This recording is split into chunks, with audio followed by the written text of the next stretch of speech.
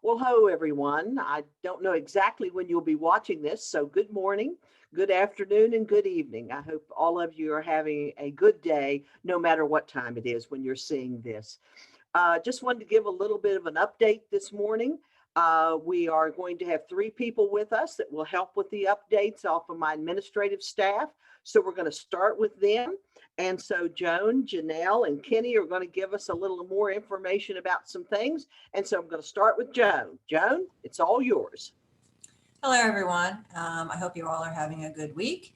And I wanted to reiterate some of the things that I've been sharing with faculty in particular about advising students for registration for summer and fall. I think by now everyone knows about CPOS, which stands for Course Program of Study. And students now must have at least 12 hours of degree pursuant course related materials. So their courses have to be degree pursuant in order for them to get federal aid financially, as well as West Virginia financial aid. So 12 hours will do it. Okay, you don't have to go beyond 12 hours, but 12 hours must be considered degree pursuant in order for them to receive that type of aid. If they don't receive federal or West Virginia financial aid, then that doesn't apply, but it does apply to those two types of aid. So when advisors look at the screen, you should see something indicating that a student does have financial aid, and that will help you to guide you in terms of working with that student. But in addition, the student will register for 12 hours or 15 or whatever. Anything above 12 doesn't have to be degree pursuant. It can be a general electives. But the student will receive a red screen, or the student will actually not, the advisor will receive a red screen if the student does not meet the 12 hours, and a blue screen if they have successfully registered for the 12 hours of course pursuant work. So I think at this point in time, everybody should already know that. I sent out a PowerPoint with some information about that. We've sent out other information. But if you have questions or if you're concerned, you can feel free to contact me and I will try to answer any questions you might have. I also wanted to make sure that you know that we can make exceptions. So in other words, if a student has taken lots of GEF courses, if they've completed all the courses they need for their course of study for their degree, we can make exceptions, but those exceptions will be few and far between. So if there are exceptions, they will go to someone on our campus who will review them and then see whether or not the student can be granted an exception. This is new to all of us. So we will be probably having questions going along the way, but we'll try to get answers for you. If we can't provide the answers, we'll try to get them from Morgantown. So we're kind of all in this process together and we will do the best we can. And if you have any questions at all, you can email me and let me know and we'll try to address them. Thank you. And now I'm going to turn it over to Janelle Sewell, who is our HR partner, and she has some words for you as well. Hello, Goldenberry family. It's so good to be with you today. I'm here to give you a quick update on the performance evaluations. First, I would like to say thank you to all of our community for getting your performance evaluations done on time. There's just a few updates I'd like to leave you with. First, with the performance evaluations, remember that we should be conducting our conversations that should start from March the 27th through April the 21st. Supervisors can conduct employee review meetings. You need to allow at least 10 business days for employees to review their performance evaluation and provide comments back to you. The 10-day period will begin after the employee has received either an email with the link to the comments page or access the comment page for their performance review dashboard. All reviews are considered final 15 business days after the employee has received the performance review from their supervisor. And remember, when you're having these conversations, that you are discussing the review period that covered July the 1st, 2019 through December 2020. If any of you are having any questions about performance reviews or conducting the conversations, please feel free to contact me.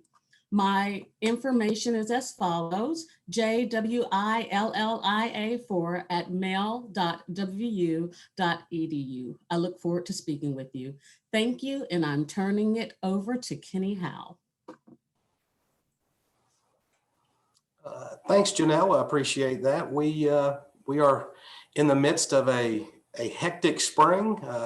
We're just wrapping up winter sports, but would like to concentrate on the conclusion of our men's and women's basketball seasons, where both teams were River States Conference tournament champions and both teams qualified for the national tournament. Our men's team won the third ever game at the NAIA National Tournament in school history. So we're very proud of them and the way that they handled and conducted themselves throughout the season.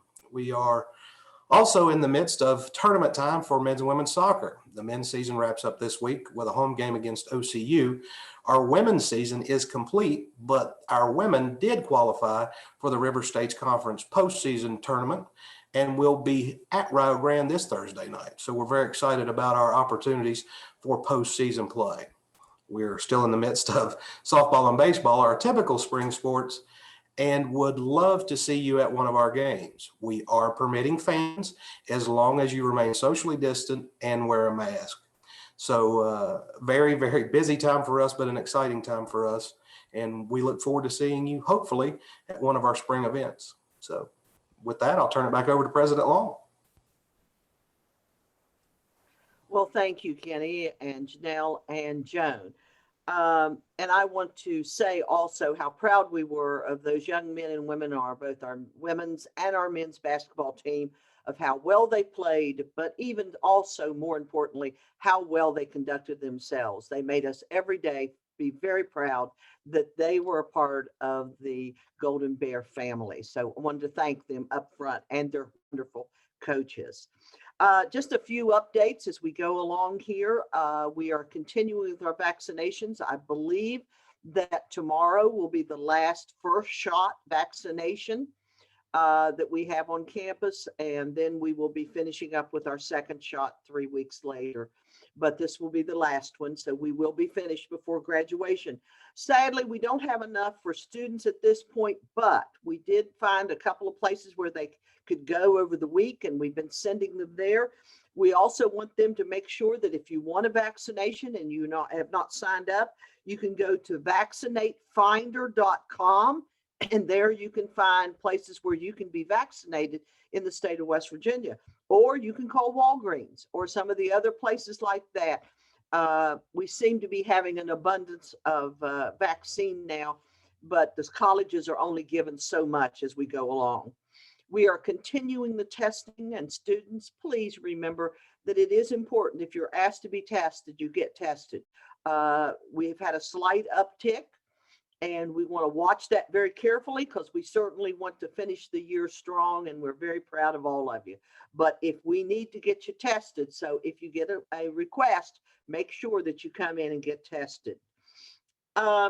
Legislatively, as we speak, the legislature is getting ready to go in, as I'm speaking, I should say, the legislature is getting ready to go into session. They have campus carry will no longer be considered for this year. So we are through that one. There's a couple of bills with regulations that we're looking at closely, and the budget bill, but also the tax bill. A version of that was passed yesterday out of the House. It did cut the budget for WVU $18 million and for Marshall 10. But we were being reassured that that money would be reinstated through surplus if we have one, which right now we do. There is another bill that will be introduced this afternoon in Senate Finance that they will be looking at. It's done a little differently. So it is one of the things that we are concerned about as we look at it. We certainly want what's the best for the state of West Virginia, and we hope our legislators, and we know they really believe that, but we don't want a higher ed cut, of course. So those are the things we're looking at. And in actuality, if you are listening to this today on Tuesday, I will be in Charleston all day Wednesday at the legislature. So even with COVID, we're still doing some of those things. Applications and admissions have gotten better. They're not still where we'd like them to be, but they're much better than they were. Percentages of being behind now are close to single digits, which is important. But we need to work and continue to do that. We're going to start getting into the schools. You will be starting to see students on campus that are going to be visiting. And make sure if you see them to welcome them and tell them how glad we are to see and to be on our campus. We certainly have still our concerns for fall, and we're working on ways to work with our students as they come to us. We know they may be a little less prepared, and we're going to have to find ways to help them make sure that they are successful. A big shout out to the faculty and the staff and the students that are working on strategic planning. I understand it's going very well, and anticipate in the next few weeks of having some things to send out to the campus to see how we're working. A reminder, our strategic planning, this is the very short-term plan. It's kind of like I said, we have a little bit of a train wreck. It slid off the tracks. We're getting it back on the tracks. Next year, at the end of next year, we will form a lot more committees, and we'll do a 5-year plan. This one is really for only 12 to 18 months. So if you didn't get to be on a committee, then we'll look forward to putting you on one for the next time, because these were much smaller than they will be in the future. I also want to say a special thank you, like I do every time, to the faculty and the staff and the students, and what a great job you have done as we move forward with this. We've had our difficulties. We've had a few more cases than we would like, but everyone has done what they've asked to do. If you're being asked to quarantine, make sure you do that. That's important, not just for you, but for everybody around you. So a special shout out for vaccinations, of course, to the team that has done that with Jen Wood and Peggy and Teresa. And then a special thanks, of course, to Emily and her group that has done all of the testing. Hopefully next year, none of this we have to do. So we will find other and more important things in the sense of keeping us on track and getting everyone graduated. Now let's talk about graduation for a minute. We still plan on doing graduation in person. It will be at the Armory. Now, I'm not going to go into all the details of what's going to have to happen as we do this. Students, you will have to have tickets. So the only thing I'm going to say is you need to read your emails. Faculty, you will be getting emails. Anyone that signed up to walk in graduation, be it faculty, staff, or students, will get an email in the next day, and we will be having a special meeting just for you all at 5 o'clock on Thursday. Now, this is so we can go into the detail, and I don't bore the whole campus and everybody else with all the details. But the people that are walking, there will be rules and regulations and ways that we have to follow. So I want to make sure that you know that you're going to get an email that will give you a direct link to that 5 o'clock meeting on Thursday. Now, if something happens and you cannot come to the Thursday meeting, we'll find a way to get you the recording of that meeting. So I wanted you to know about that. Don't know of many other things I have to say today, because I just wanted to make sure we got our updates. I appreciate the people, except one last thing. Friday, of course, is Good Friday, and it is a holiday, and we have the Easter weekend. And there will be some of you that are commuters that automatically go home. There will be some of you that live a little ways away that may decide to go home. I do ask you to be very careful. We want to finish the year out strong.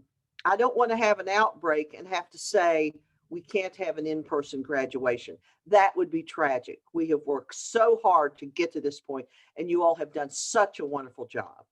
So I'm going to ask you to please continue to make sure that you wear your masks, that you're social distancing, you're not in groups of people that you don't know and could be contagious. And most of all, be safe and keep yourself and everyone around you safe. This is not over yet. I think there's light at the end of the tunnel, and I think light's pretty soon. I think by June, at least in the state of West Virginia, a great majority of people will have the opportunity to get vaccinated. And so I'm hoping come fall, I know we're going to go into classrooms in regular numbers. We're not going to have the plexiglass and probably not the social distancing. But until then, until we say it's okay, we need to continue to do those things. So I hope everyone has a wonderful, blessed holiday. I hope you're safe. Take care of yourselves, take care of the people around you, wear your masks, socially distance, and be the wonderful Golden Bear family I know you can. Thank you and have a great day.